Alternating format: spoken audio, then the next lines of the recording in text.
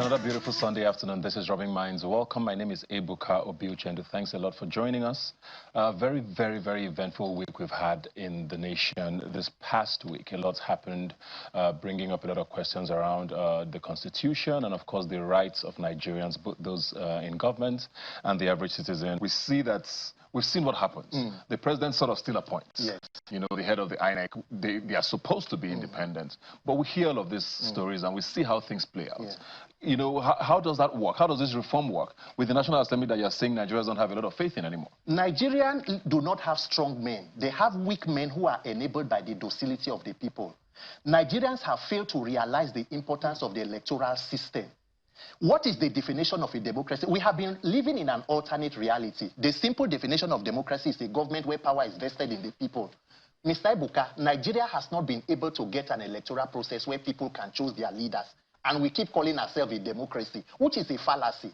Nigerians must put maximum civil pressure on the authorities to do what they need to do to reform INEC. And it is even a challenge to Mr. President Bola Ahmed Tinubu. I am putting a challenge. You are a Democrat. Forget about people who say you should leave your government or your government nobody wants. No, be president. But let the president come out and make a statement telling Nigerians that I believe in democracy and I am committing to free, fair, credible elections in 2027. And beginning today, I will begin that process. Move that challenge to the Senate President, move it to the Speaker House of Reps, and let Nigerian youth and all other Nigerians begin to sing that song. And let us see. Or does the president not, as a Democrat, not like free and fair elections? It is Nigerians that must ensure. Nigerians must put pressure. Every day the Senate President will come and say we are Democrats. Why Democrats no come like free and fair elections? Why? Do you have issues with it? Are you afraid that if there are free, fair, peaceful elections, you may not be in office? Let the president take up this challenge and commit to free and fair elections. Let us see truly the sincerity of your peoples as a leader in a democracy. Other than that, if he fails to do so, it is up to Nigerians to put the pressure and get what they need in the best interest of all of us. Don't just stand there teasing me. You can do that, right? Good luck to me. Let me not spoil this single. So have you started or am I starting? You starting.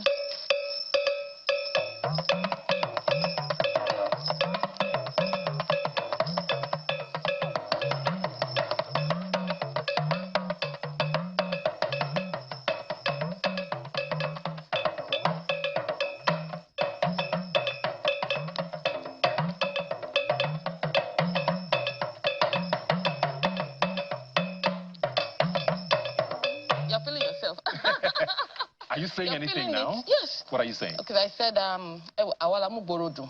we are the merrymakers. We're here. And I said, we are our that is, how do I translate this directly to English? You know, we are, check us out. We are, you know, well-behaved children of our father's house. We don't disgrace our family. You know, I don't know how to say it directly in English, but it's what I'm saying is good. So give me another one. Coco, coco, coco, coco.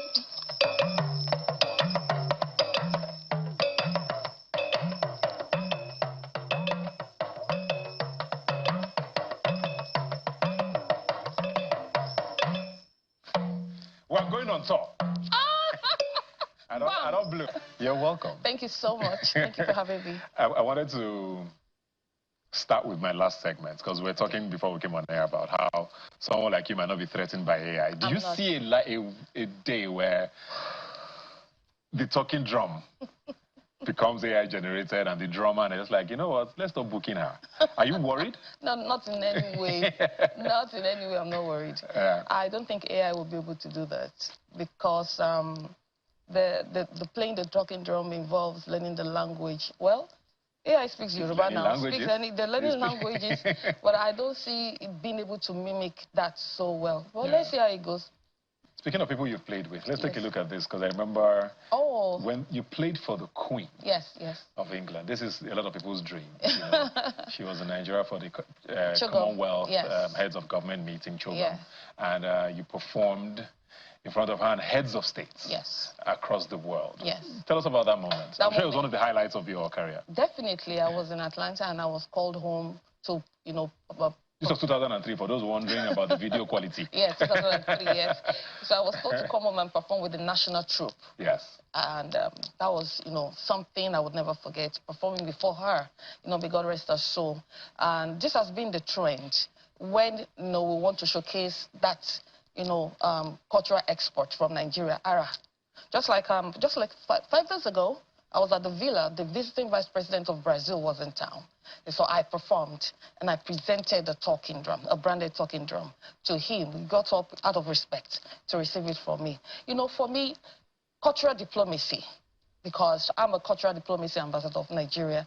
Cultural diplomacy, for those who don't understand what it is using a country's culture, music, which is my forte, language, tradition, and other aspects that makes us who we are. To strengthen ties with the country and using the arts, not politics, to, create build bridges and create understanding and connection to strengthen ties, like you already said. So that's for me, oh, okay. Yeah. So for me, it's very important that we're able to do this. We're able to take the good news of our culture. Anywhere I go, I don't just do Yoruba. Yes, I'm from the Yoruba-speaking part of the country. I incorporate other languages of Nigeria into my performances, and I see how people applaud and people welcome it. It's quite welcoming. Are you making the presentation, I guess? Yes.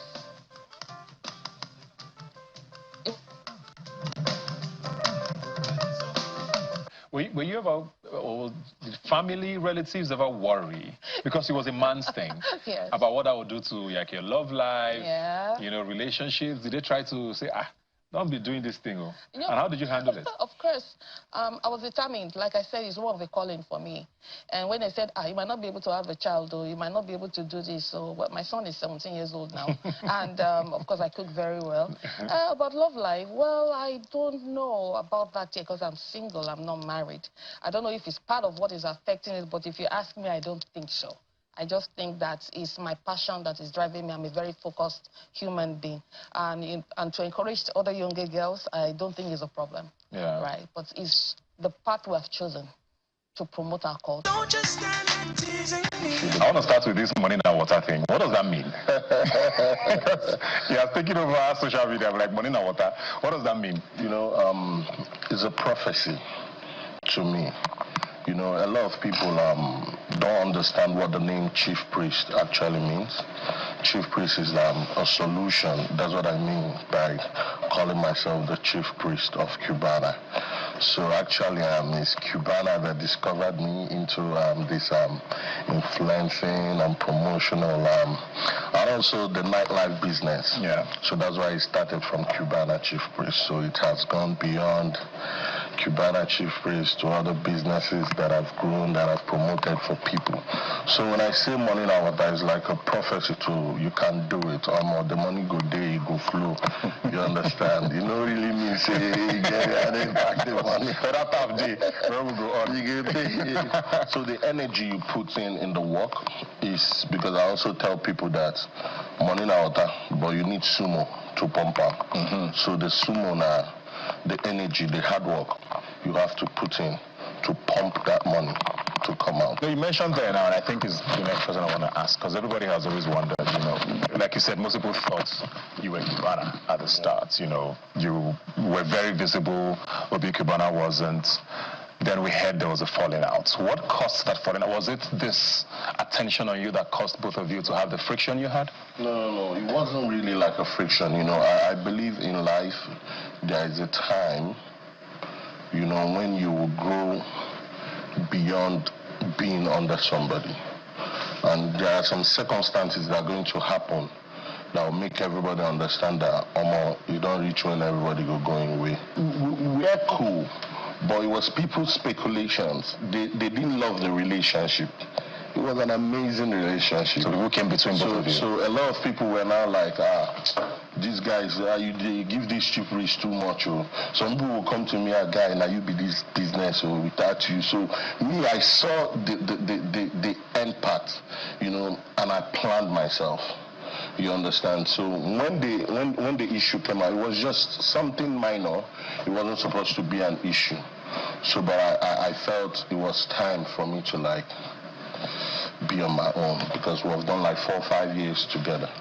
And then your baby mama in Kenya, or alleged baby mama in Kenya, that keeps coming up. You know, people say, that became, yeah, in face be that. You know, I'm sure you've seen all those comments. Of course. Why has the DNA been done, or do you think it even needs to get to that point? We're hearing now that she's hospitalized. I think you bought your wife a car, and we're hearing that she's hospitalized in Kenya. I don't know. Why is that situation still going on? Why haven't you cleaned it up? It's not a situation. Is that your child, first of all? Yes, it can't be my child. Do you know her? I don't know her. You've never met her before? Of course, I have never. And let me tell you something. If I have a child, if I'm a woman and I have a child for Bukky, it's not something I'll use to fight Bukky. Because I know Bukky is a big guy. It's something I'll look at, who be these Bukky guys? Who be these Bukky friends? I'll link up to them. I'm like, Omo, I have a child for this your guy. Can you please give me access for him to come and see this child is his? I don't know if you understand. It's not something used for drama. If you have a child for me, you cannot use it. You cannot come out to say you want to associate with somebody who is fighting me. You understand? It's false. You cannot tell me you have a child and I said, okay, come to Nigeria. I said, no, you have not eaten today. The baby has not eaten. You have not paid for hospital bill. You borrowed money. I should send money to you. So that you people can be eating. Say later when you will now come. You understand? And you know, these guys got this girl a ticket to come to Nigeria. My brother, children are gift from God, regardless of how they come. And I have more than enough to take care of my children. As many as possible that will come my way. So if it's your child, you would accept? Of course. Would you accept to do a test? Of course I will, but you cannot bash me this hard and still want loyalty from me. I don't know if you understand. I have a beautiful marriage. It's the best thing that's ever happened to me. And if you watch the whole attack, it's on the marriage. It's not really trying to fight. Has it affected the marriage in any way? No, it cannot. You know, me and my wife, we are beyond husband and wife. We are business partners. We are associates. So we are inseparable. How one thing starts, how one thing begin share our things, how one thing, no, we don't go too far. So it's funny sometimes, but honestly, I feel bad about it because it's not supposed to be. Don't just stand there teasing me. Live bands, I mean, they've always been a huge part of Nigerian parties and entertainment and, you know, winding down. But you sort of branded it in a way where you are a personality in that space, you know. Why did you decide the live band route was the way to go? Did you ever try to be a performing artist on your own?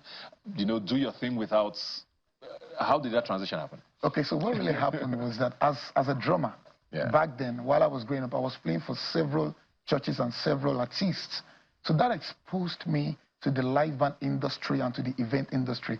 And the way life is, most times you want to make sure that you pitch your things around your area of expertise. So basically, I realized that I'm more exposed to the event industry, so I decided to build a brand around live band and event industry. And when I wanted to start the live band music, I remembered back then that there was a conventionality in the industry, especially the Yoruba Owambe party.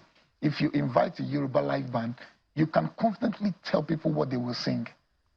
Now, I have nothing against that because we have so many fantastic live bands, but I just wanted to do things differently because I felt like, well, if I can't do it differently, then I won't do it at all. K to the I to the E, Kiki, Kiki, Kiki, Kiki, baby, Kiki. Yeah, so Kiki is my person. I remember meeting Kiki at an event and I performed and she came, we danced and it went viral. We've seen her on the screen actually. Amazing. So aside from Kiki, that's Kiki. So aside from Kiki, I've got Tomike.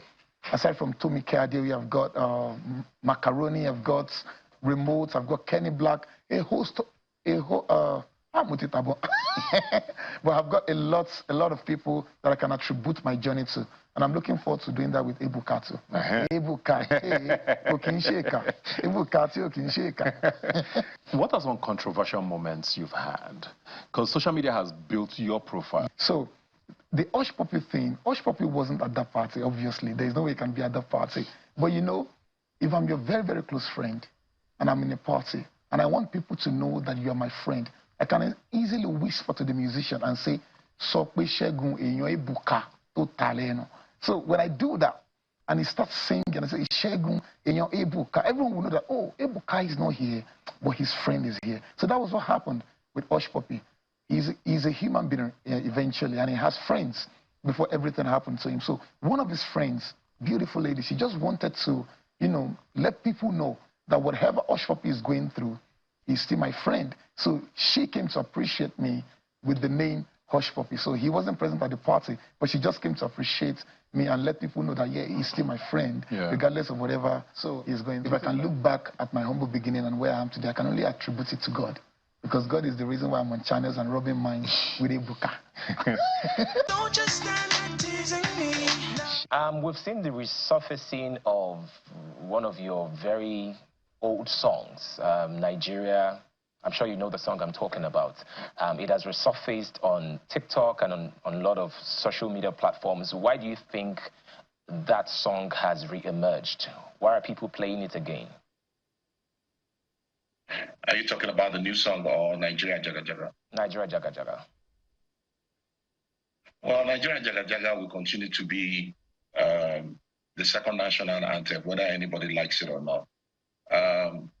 To be sincere, I'm a passionate Nigerian. I love this country so much. Truth is bitter, and people don't want you to speak the truth, you know. I want to wake up one day and find out that Nigeria Jaga Jaga, the song, is no more relevant. I'll be so, so happy. I always pray to wake up one day and find out the song is no more relevant. And for the song not to be relevant anymore, then we need to start seeing development. We need to start seeing constant electricity. We need to start seeing real leadership. We need to start seeing, you know, security. We need to start seeing our leaders taking security as priority in protecting the lives and property of, you know, our citizens. You know, all these things are not there. So until development comes to Nigeria, that's when the song will not be relevant anymore. So I want to wake up in the morning and find out that the song is no more relevant. I mean, this is 24 years after, and the song is still relevant, sadly. Now, let's talk about your new song. It was tagged NTBB, not to be broadcasted, because it contravenes with certain sections of the Nigerian Broadcasting, you know, Commission, the laws. However, there has been a lot of conversations around it, and one of those conversations is some people think that you took a direct swipe at a non-elected official. Is there a particular reason why you decided to take that route? Okay, I was inspired by Seyi Tinubu, you know, to record this song, you know. I saw a video where he was campaigning for his father and he was defending his father, you know, saying that my father is the best president, my father is the greatest president. You know, they are coming for my father, they are coming for my father. My father is the greatest president, my father is the greatest president. He repeated it like 5 times or 7, you know, but Seyi, I differ, you know, because you look more perfect, you know, when you are silent than when you speak, you know. I would advise, you know, Seyi to hand over the microphone to the MC next time.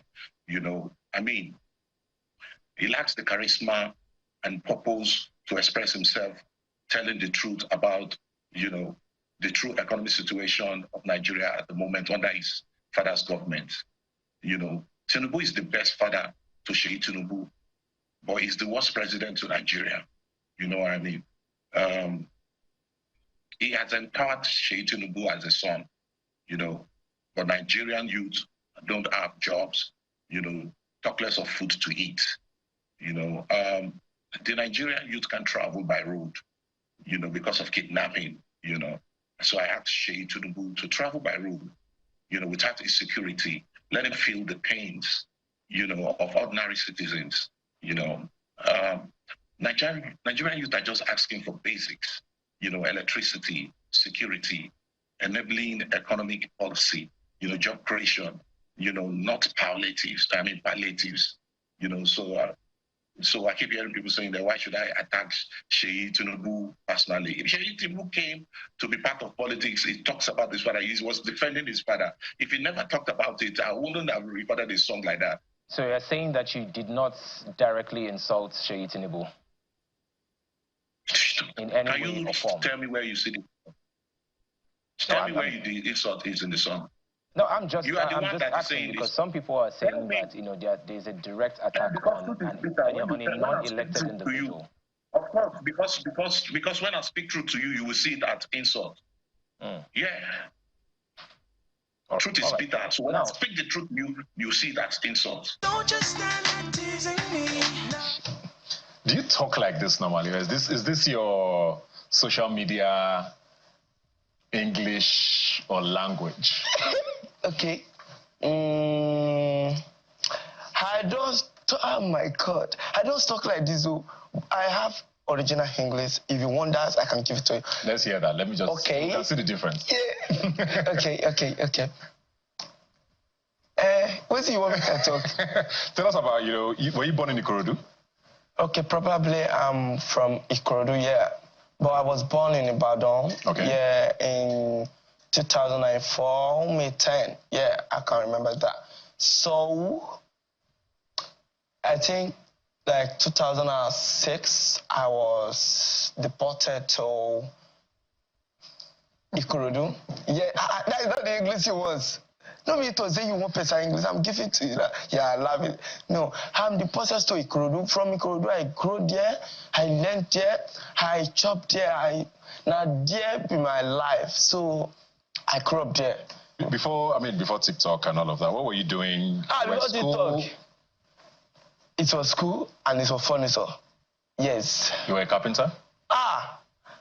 This table that I did my first idea, I don't know everything. I don't know this anchor, I don't know the anchor, I don't know every formula of it. When did you start carpentry? I've started carpentry in, I think 2000. I thought they do this thing, printing press. Yes. How old were you then? I am, I think, 13 or 14. Okay. I'm doing this. I'm running away. I don't want to learn work. Because I see people learn walking. Like I could see like 60-year-old person pumping tire in beside road. I got there think, me my life no be like this. So even the people where they do the principles, they don't get big gas. Say they be for then I renting the rent out. They call that on my own boss. Make me they work for person wey renters. How me even renting of a house? How me I want to take so me I don't they run. Me I go feed that time. Carry me, my daddy come carry me, go in place where they work. They come beside me, they flogged obedience after my life. They piss it. I say, I will not do that again. I will not do that. So they go say, what do you want to learn? But the fear would take my mind. I don't want to learn anything. The fear would take my mind. I come tell you, oh yeah, I want to do furniture. I say, furniture, if you take you there, you'll not be running away like you're running for. I say, okay, yes, I will not be running away. They can't take me to the furniture place too. I can't learn the furniture. I see they sorting down one small. But that my furniture person, now couldn't pay the drive. Now one small motor like this, they drive. I want to say, for bus so they drive this up. I don't even drive keke be that so. I don't even see money for keke. So was it when you were doing furniture that you started TikTok? Probably yes. Because that time I am going to SSTV. And when I did SSTV, I can't do the furniture. They go, yes, you carry our force. Javis, take care of flower. The printers to Nigeria, they don't know what they have. They will not value it until they lose it. They can't even lose that until they lose themselves. So we can't do the thing together. Olamide Pado, you can't post us for a Instagram story. Olamide cannot just post anybody. You never post it up person before. Like maybe just post it up person on a story or page. Like you can't post up for him. He post up for Facebook, Instagram. He post them like these people. Just post them like that. And from there? From there, people just Olamide posted you. So. Concerts don't they coming in. A lot of people, they call, yeah, come Lekki, come Lekki. So from Lekki, you can be coming, so yeah, come shoot with us, come shoot with us. They put 50,000 for my pockets. So how much do you make on TikTok? On an average? How much I make on TikTok? Me, I no lie. Other way they talk, say, he's 200 million. No, maybe I don't talk that again. How much I'm making on TikTok? Like, me, because me, I don't go to TikTok. I don't go to TikTok to make money. Yeah. I go there because before I'm interested in making money on TikTok. Like, hey, I want to be doing tap, but in this life, you have to have strategy. That's strategy I use. I noticed that once I'm asking for gifts, when my feels they go down. So my things like that, they go. But when I'm just talking, I think my people love me. Even the people where they say, nobody, they keep watching me when I'm just talking normally. Yeah. So the thing with if now I would just do live stream, talking. I don't go out for gifts. When I end the live stream, I feel like maybe $2,000, $3,000 for like 20 to 30 minutes. $3,000. You do lives every day? Yeah, no, not every day like that. I don't do live stream every day like that. You don't have your face to be every day. Your face is every day. You laugh. So in a week you can do live what? In a week I can do live like maybe 3 times. $2,000. Yes. 3. What's the most you have made in one life? In one life I have made like maybe $10,000. Yes. The day where I play, if I play mass, I don't play mass like that. Like if I play, the day where I play big mass, like big one, I make like $10,000. I was surprised. Maybe that first time, say if I first make, because I always make $7,000, $8,000. But the day I made that 10 was for one live stream, because no money for that, money no did live the TikTok before. So I just see the $10,000. I go, he. You've run for election, for president at least, I think twice in a row now. Yes. With the African Action Congress, I believe. Yes. You are one of these opposition parties that have been talked about. There's a lot of noise now, in some way, with the opposition about, all of these measures and, trying to form a coalition. But a huge number of those who have taken elective office are slowly crossing in and crossing over to the National Assembly. Most governors in the opposition are mostly mute now. Nobody seems to be challenging the status quo. So I guess you are part of this he's talking about. The opposition is not doing enough, especially to a lot of Nigerians. It's like, what are you people doing? You tweet, you give speeches, but we're not seeing anything that's shifting the needle. Are you not guilty? Well, I'm not guilty for a particular reason, and it is that the blame goes not to just him alone. I'm talking about Tinubu and his party. It goes to how they are manipulating what they call opposition. And the rest go to the rest of us who are supposed to be opposed to evil, who are either complacent or complicit. And the first one I want to address is what they call opposition in Nigeria. Our party is one of the 18 parties left registered. And when we go to party meetings, particularly with INEC, you can tell, and I'm saying it for those who may not know, that there's no opposition party except us in those meetings. How do you mean? They are always in alliance with the government. So what we found out in our own little research is that most of the parties that are left, apart from AAC, are parties that were created by the major parties. So they call them feeder parties or special purpose vehicles. And what they do is that when they want to go into election, they will fund candidates in those other parties. So that sometimes some of the candidates or the parties are meant to help them do legal challenge. So they all go and challenge the election, and whomever has won would approach either the opposition party or the smaller parties and settle them, and everybody gets paid and walk away, and they will hang around. The other part is that the parties are not opposed ideologically to the ruling party because they own most of them. And so we are always not only against the APC when we go to meetings. In fact, the people that oppose us the most when we go to meetings are these other smaller parties that you think are in the opposition. Does this include the PDP? Oh, yeah. Or the Labour Party? The last time, the Labour Party, I would say, is the worst when it comes to, we go to meetings with them. And that is why you see most of the Labour Party candidates now are moving to the APC. They've always been very excited about belonging to the, in fact, that's why I refer to the Labour Party as a short rental. You know, most of the people that went to the Labour Party saw an opportunity. They were coming from either PDP or APC. They walked in there, grabbed, and then the moment they had the loot, you know, the goodie bag, they went back to where they're coming from, or they went to the sweeter part of the space, politically speaking. The same thing with the PDP. When you go to meetings, the PDP guys are always, yes sir, you know. There's no, and this is what they do in meetings with INEC, and in those meetings that we have, that they're also doing that publicly. So there's no ideological difference on our part, because we cannot overlook that. Is that we're small, compact, but we don't have money. We don't have money to compete with them. We don't have the connections to do the wrong things that they do. If we do, we won't do it, and they know that. So they keep ensuring that we don't have the capacity in terms of manpower to do the evil they do, because they know if we do, there's no way they can get away with it. So what I want to say, importantly, is that most of the opposition you see and you call opposition, they created it so as to give you the impression that there's opposition. Interesting. Yes. I hear you now, and you know, there are people who are very wary of anybody who goes from sort of activism to politics.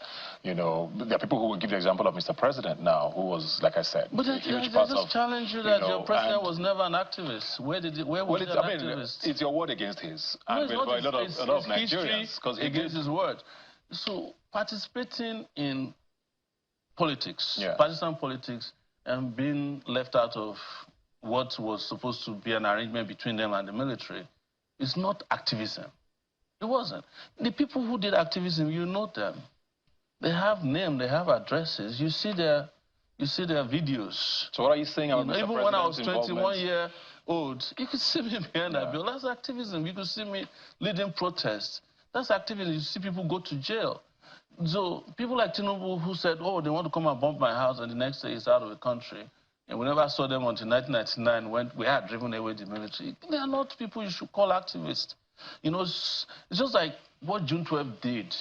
The downside of June 12 is that there's a Yoruba adage that says when it rains and it doesn't stop, you know, pigeons and chicken will huddle together.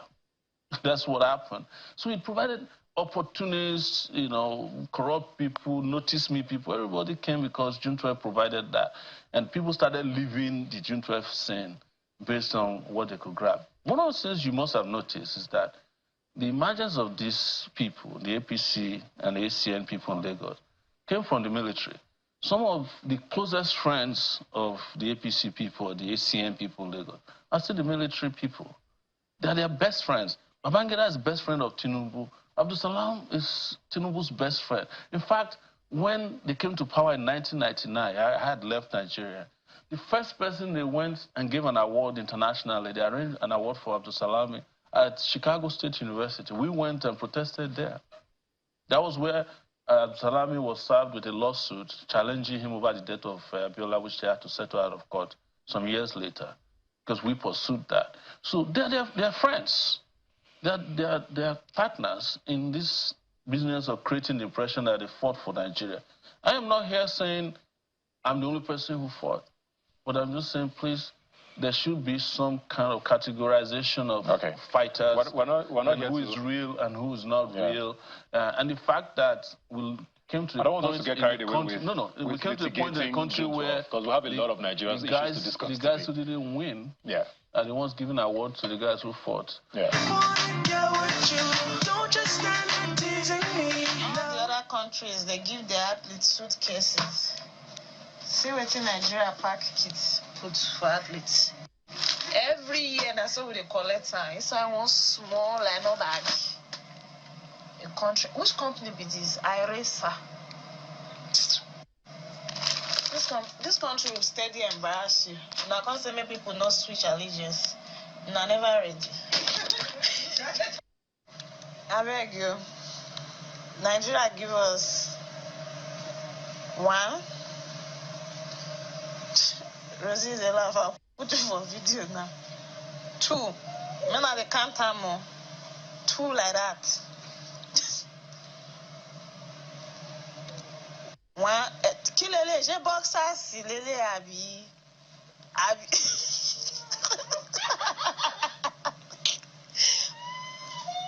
Even blind man no say this thing. It go be like Nika for my body. They give us two. Everything two on the say oh yeah. Competition dear. Maybe say if you sweat like this, the color of it if if it piff for your body. I beg. Down the water. Wait a minute. They went to bash one. All of our I don't require time you. Tomash bash two. Tomash bash three. And extra butter. Edge of the round. And in their words, podium way, up and down. I beg you, long tight either. Wear long tight, wear 3/4 tight, wear long sleeve. No singlet, no nothing. We never get clothes we go wear for dining. This thing they give us now is strictly competition gear. I mean, this is so embarrassing, especially as we've seen what other countries are doing. I don't know if you've seen the video of what has been sent to other athletes, say, from the US. This is an opportunity for brands to get on. This is an opportunity for us to fly the flag high and to boost morale of the athletes. But why do you think this government, and particularly the AFN, is putting more priority on officials than on the athletes and their welfare? Unfortunately, politicians come on social media, in the news, in the media, and they tell you Nigerians are the one, Nigerians are every day we are spoiling Nigerian brands. You understand? They go everywhere and they tell you, oh, let's try to protect the name of this country and the brand of this country. But we've seen it clearly. If I saw a budget, a supposed budget of the Sports Development Council, whatever name they call themselves now, it's in billions. So are you telling me they cannot mark a small portion of that, give it to a known brand, a trusted brand, and let them deliver? These patriots, they are putting in their blood and sweat on the field for us to make the country proud. I don't think they know what it takes to prepare for a championship. It takes a lot of dedication, time and energy, resources. And all this is going to be slaughtered on the altar of corruption and self-aggrandizement. It is unfortunate. And we also say, the last championship, it was on the case of some athletes being left, while some officials were being, athletes being left in the country, and officials were being taken. For what? What's the business there? We are prioritizing foreign trips and vacation to championship, where those who actually need to be there to win medals for this country are left alone. So it's not encouraging in any sense. It's not a point to be patriotic. It's not. Because if politicians are taking billions of naira, increasing their salaries, politicians are increasing their salaries, allowances is going up in billions, and look at the nonsense. Don't just stand there teasing me. Get with you. Don't just stand there teasing me. Now it's time to show and prove.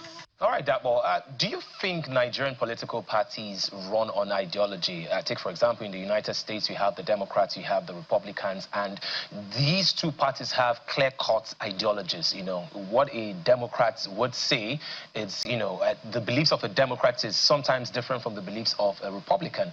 Now, do you think the APC, the PDP, the Labour Party, and all the political parties that we have, do we have any party that has a clear-cut ideology? Unfortunately, Nigerian political environment hasn't really evolved to that level. So there are no parties I would think that have any strong well, shall we say, ideological underpinnings. There are candidates who are representatives of certain parties who have strong ideological underpinnings, who have a strong stance on against things like corruption, embezzlement. We do have those kind of individuals, but as a political system itself, unfortunately, it's just a melting pot. But that's not it's not the end of the world when you think about it. Our political environment is evolving and things will continue to change. And it's ultimately, the politicians are a reflection of what the people choose eventually. So if the people start to align themselves with people who are, obviously, they have a philosophy and they stand in it.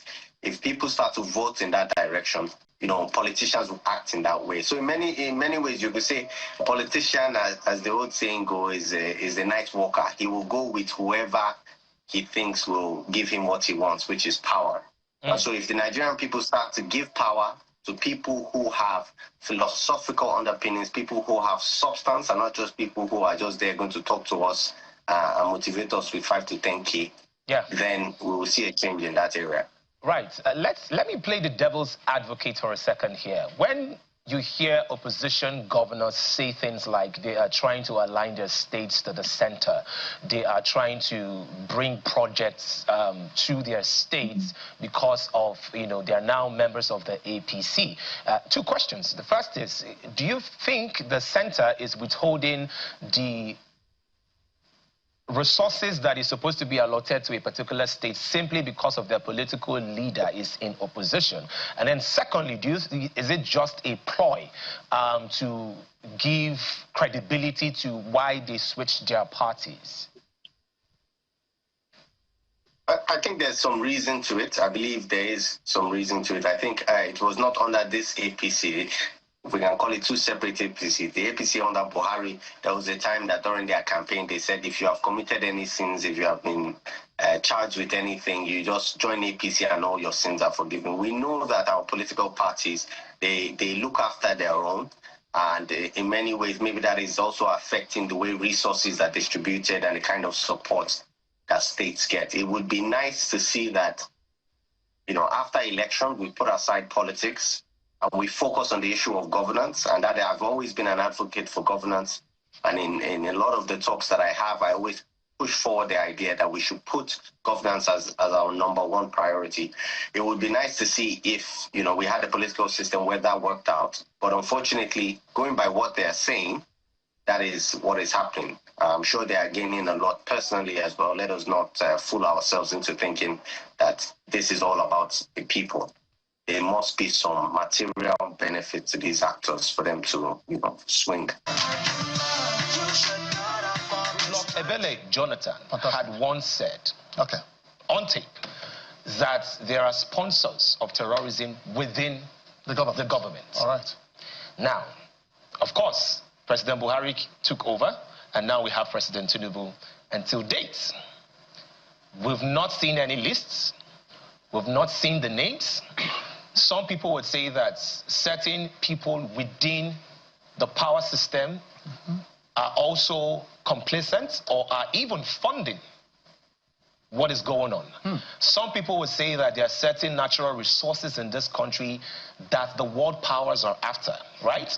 So I am not one to start up conspiracy theories. Exactly. But what do you make of these conversations? Well, there's an adage that most times you say a poor man would look at a rich man that he wants to use my star. If you have this star, you should have been a big guy, So what I'm trying to say in essence is that in 2014, this present political leaders, this present APC regime, they were part of the people that, sold our weaknesses out to the United States. They were in DC in 2014 to inform the world that the killings of Nigerians is unacceptable. The killings of Christians is unacceptable. When you go down the tweet of the present president, you see where he tweeted in 2014 that the killings of Nigerians is unacceptable. Now, for me, I see it as karma, fighting back to what they stand to protect about 10, 11 years ago, which was a good fight for them. But you see, like you already talked about some people being mentioned. United Arab Emirates, Hero Daniels, released some names of terrorism sponsors to the government of this country. And to date, we've not been able to see those names. We've not been able to see them being named and shamed. Last time I was on Channels Television to talk about those guys, the sponsors, being secretly prosecuted. And that is not good for a country.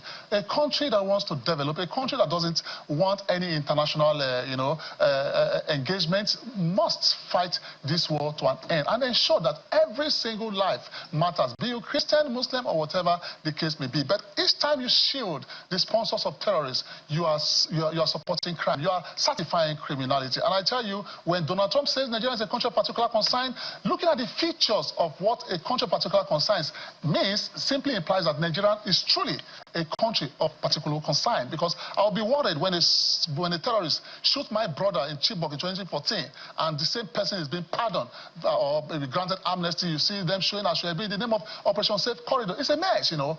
Crime and punishment works hand in hand, and I've said this on many fora. People must be punished for crime they commit against humanity. If you don't do that, you are aiding crime, you are aiding criminality. And that is why advanced country like America will want to come and say, hey, you are not serious, you are not ready to take out these guys. They are within the vicinity. They are within our territorial space. Last 2 weeks, I saw some terrorist guys in Zamfara State. They came into the town with their arms and ammunition. One of them was with almost about 12 magazines of a Kalashnikov. And they came in, have their wedding, and they went back. Some of them come, they have negotiation, and they went back. Are you telling me that country is not a country of particular concern? It is a country of particular concern. If not, you have no space, no room to accommodate terrorists. Anyone that's raised an insurrection against the Nigerian state must be eliminated, because the rule of engagement when it comes to life, because presently we are experiencing societal threats. The rule of engagement says anything that poses threat to human lives, whether you're a Christian or a Muslim, that threat must be eliminated. You don't substitute it, you don't play with it, you don't pet it, you don't pay them ransom, you don't negotiate with them, you eliminate it. Nigeria should go ahead and eliminate the existential threat bedeviling our country. What do you feel about the fact that women have to do this, you know, where they halt their careers and, you know, have to take time off for their children, and men don't? You know, whenever you hear stories like this, it's always the women who take a break to go, you know, take time for the family. You hardly hear men do that. Do you think it's something that can be worked around? Well, that is why we're mothers, and that's sometimes we even have to go for a mongo. Have you ever heard a man going for a mongo? I don't mind, because the things that you come back with from the mongo is plenty. Okay, if it's because of what we come back with, have you thought of what we have to go through? No. We don't want the work. You know, so mothers would always be mothers, and well, I'm not faulting any man for being a father. Yeah. But in Yoruba land, we'll say, Iyani yami, babani baba bubuayi. That means my mother is my mother, but a father can be a father to many. So the mother is very key. Exactly. So you were away in the United States, I believe, for a very long time. A lot happened in Nollywood while you were away, and you were watching things evolve. You know, how did you feel? You know, the industry grew astronomically. Streaming came in. You know, so many new faces, storylines, and all of that. You know, are you proud of the industry you're coming back to? I don't know if you're coming back yet, but are you proud of the industry you see now compared to the one you sort of left behind? I am going to tell you that I'm back. Hey! And am I proud of the industry that I am meeting? Yeah. Vice versa. Yeah. I am proud. What are you not happy with? Let's start with that. Professionalism for me. I'm sorry. I don't really feel it like we used to. With the acting? At times, call time is 8 o'clock.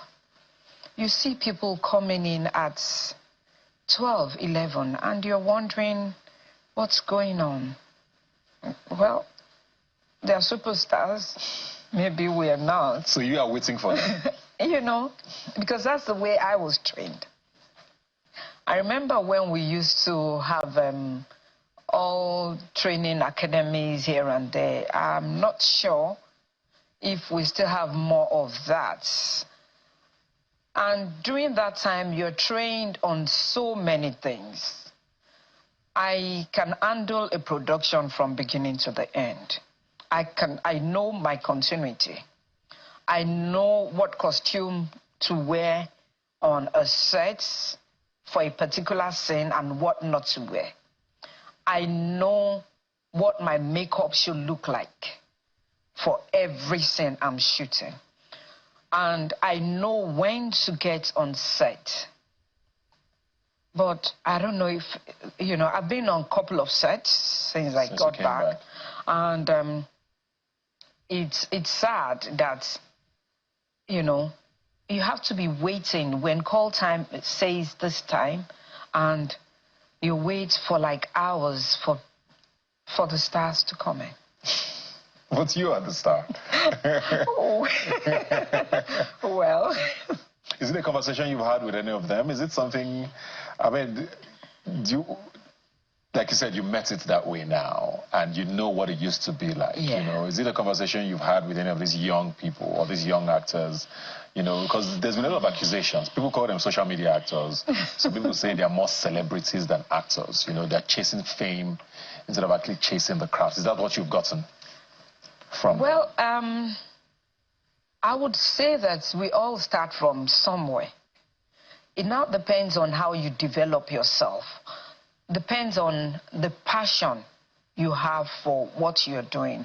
I've seen a lot of them that actually started from the social media, but I see the zeal, I see the commitment to be better.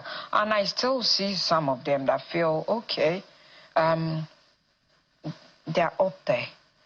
But I am not their mother, so neither am I their boss or something for me to say, no, that's not the way he's being done. Teasing me, now it's time to show